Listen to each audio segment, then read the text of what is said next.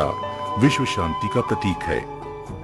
सुहेल देव जी की विजय प्रतिमा जैन मंदिर के गेट के ऊपर बनाई गई है। वहीं मेहट में भी प्राचीन सुरंगें और खंडहर सुहेल देव जी को याद करने पर मजबूर कर देती हैं।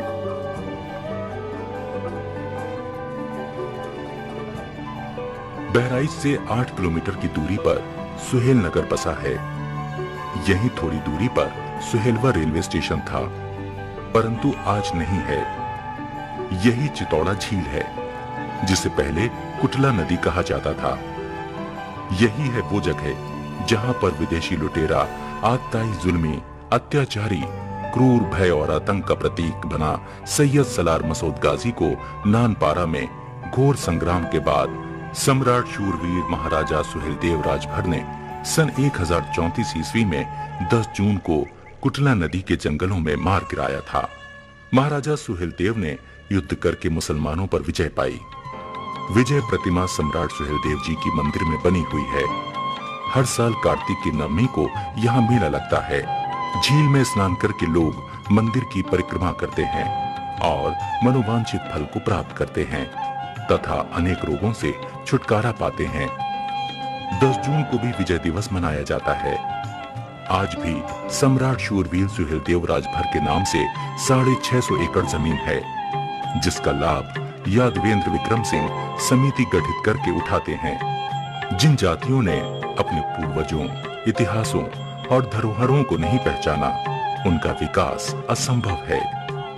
ये सारी संपत्ति राजभरों की है, परंतु कभी आपने अपना इतिहास ढूंढने की कोशिश की? नहीं की।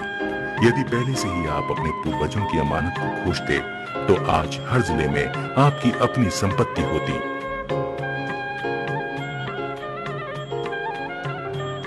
ये अनारकली झील है।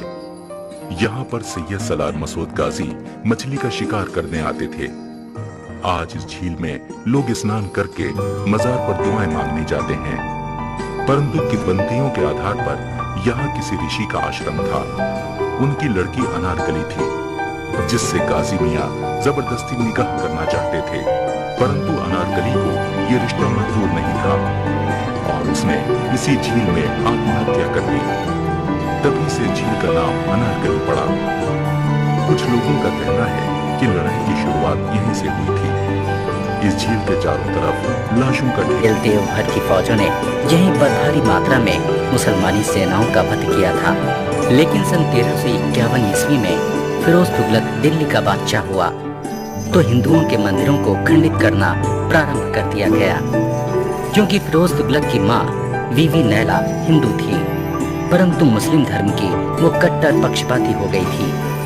अपनी माता के आग्रह पर वो सैयद सलार मसूद गाजी की समाधि बनवाने के लिए बहराइच आया, क्योंकि मुस्लिम फकीर ने बताया था कि राजा सुहेलदेव भर ने सैयद सलार मसूद गाजी के शव को सूर्य कुंड में फेंक दिया था। फिरोज ने कुंड को पटवाकर वहां गाजी की समाधि बनवा दी, जबकि सम्राट सुहेलदेव ने कुटला नदी के किनारे जंगलों में गाजी को मारा था। फिरोज तुगलक ने मसूद गाजी को शहीद का दर्जा देकर एवं उन्हें पैगंबर की भांति महिमा मंडित करते हुए उसकी दरगाह बनवाई। गाजी की वर्तमान दरगाह वास्तव में भुरावदेव का किला था। इस मजार पर हिंदुओं को भी आने के लिए मजबूर किया जाता था।